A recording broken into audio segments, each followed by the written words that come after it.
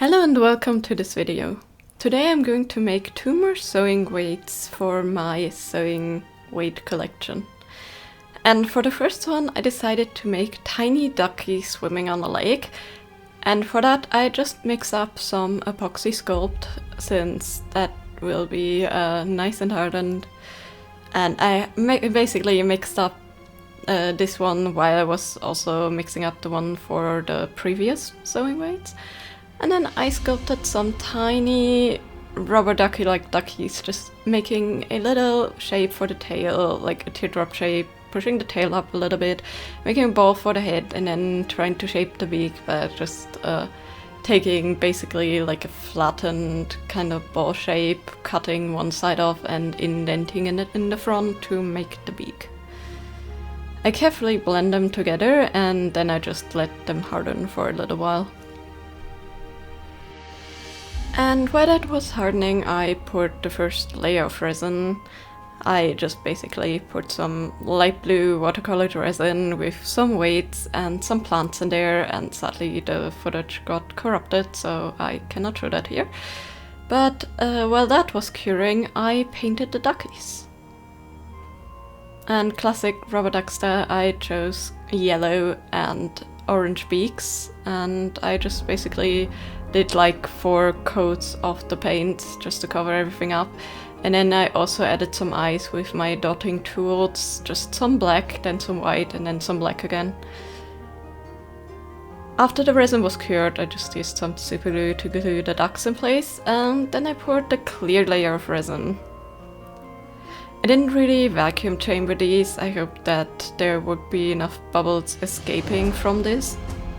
In the end it worked out quite well, but if you want it completely bubble free, either let it sit open a little bit more and wait for them to rise, or if you can, put them in a vacuum chamber or in a pressure pot.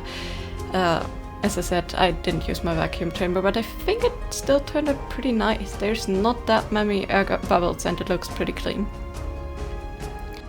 For the second one I started out with the base powder, so I mixed some Randy pigment in this like dusty blue color into my resin and put that in with the weights. And for this one, like kind of part of the last video also, I did fill one of the cup molds and the cupcake molds from the cat cafe just to make these tiny epoxy sculpt things. The cup lost a little bit of a surface there. I don't know what happened. I think there was an air gap, but that's okay because the layout I plan to do doesn't really show that. But before I can paint them for these ones, I'm actually using a little bit of gesso because I don't want what happened with the duckies, that I had to paint like a dozen layers for it to be opaque, plus like half of these would be white, so it would just probably take even longer. So I just applied one simple coat of gesso to make the other painted here more and to kind of like already pre-color the grey a bit. And then I just went over with 2 layers of white on the cup and on the... Because it wouldn't quite fit as a cupcake icing for the height of the sewing weight, I decided to make a macaroon, so the type with, you know, coconut shavings, egg whites or other nuts mixed and then baked, just in this like swirl shape.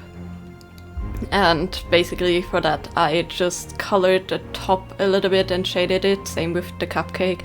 I just used some light browns and darker browns for this one just to blend it in. And then for the cupcake I painted the liner pink because I thought that would be a nice contrasting color for the base blue.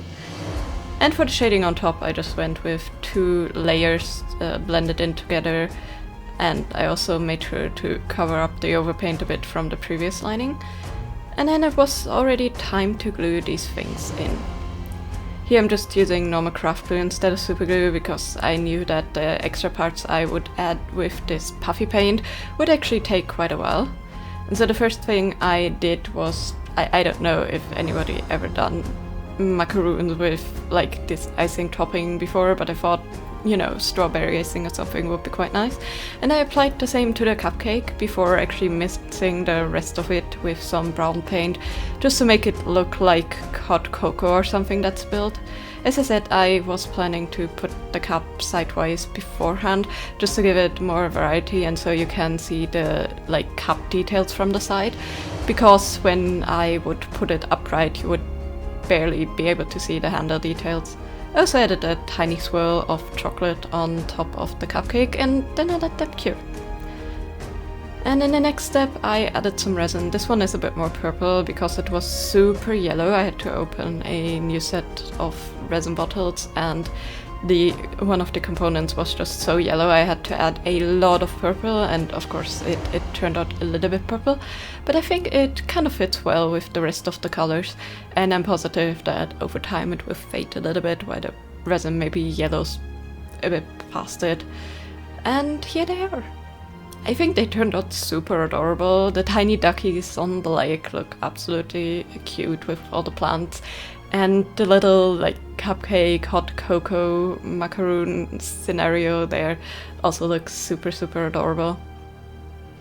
Of course I added some of the crafting foam that I did last time to the bottom too, just to make sure that it doesn't slip and, you know, really has some adhesion on the patterns I put it on, and to just make sure that there's no like uneven resin edges that may cause issues with the fabrics I'm using.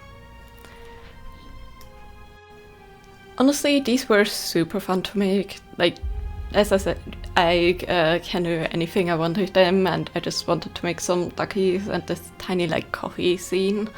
And they're all functional weights, and they're all different, and I really love that about them.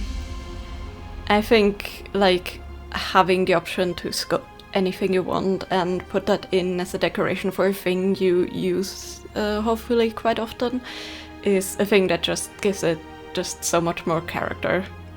As I said in the previous video also, these were great, so I'm definitely going to use them. I actually sewed some like tiny rectangular kind of pillow shaped things before and filled little plastic baggies with some washers to weight them down, and they work, but they slip about and they're hard to grab sometimes and to place. They're not really the best, so these are definitely the best replacement for that. And as I already said in my previous video, I hope to make the last set with suggestions that you guys give me in the comments. So I'm taking all the ideas that I'm going to get from both of these videos to make the last two sewing weights.